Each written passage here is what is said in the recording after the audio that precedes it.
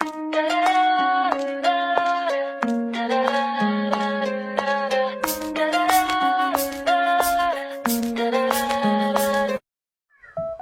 day mga idol! Ayan, for today's video ay gagawa na tayo ng maliit na cover up na request ng ating madam.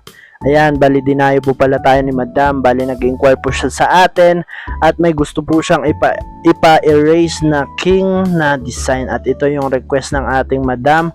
Bali gusto niya is 3D lang naman na butterfly at ginawa po natin ng paraan. Bali na-request po natin kay madam na magiging iba yung atake ng kulay ng ating gagawing design kasi yung sinend po sa atin ni madam ay black and gray na butterfly, pero na-request po natin sa kanya na iibahin po natin yung kulay dahil hindi po kakayanin ng black and gray. Cover up dun niya kasi medyo dark din yung old tattoo niya.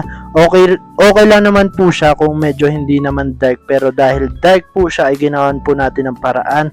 Ginawan po natin ng gray. Bali gray po yung kulay niya para pag nag-heal po siya ay maging maayos at maging maganda yung healing process at hindi na po lilita yung old tattoo niya. At nagustuhan naman po ni madam yung ating request. Bali second tattoo ni madam to at ewan ko kung couple tattoo niya sa dating ex niya or what. At yan, at hindi na natin tinanong kung ano yung cover up na ginawa natin.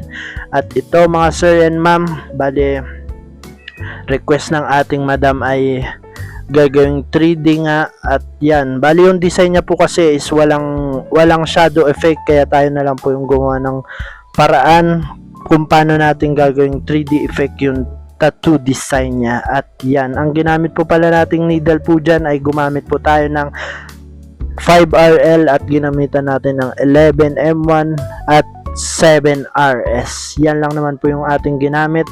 Sa mga gusto rin po pala mag-avail ng tattoo supply ay available po yan sa Full-Time Tattoo Supply. At sa mga malalayong tropa natin dyan ay meron din po tayong Shopee account. Just search Full-Time Hustle Tattoo Supply. At ito na po yung ating ginawang butterfly at maraming salamat.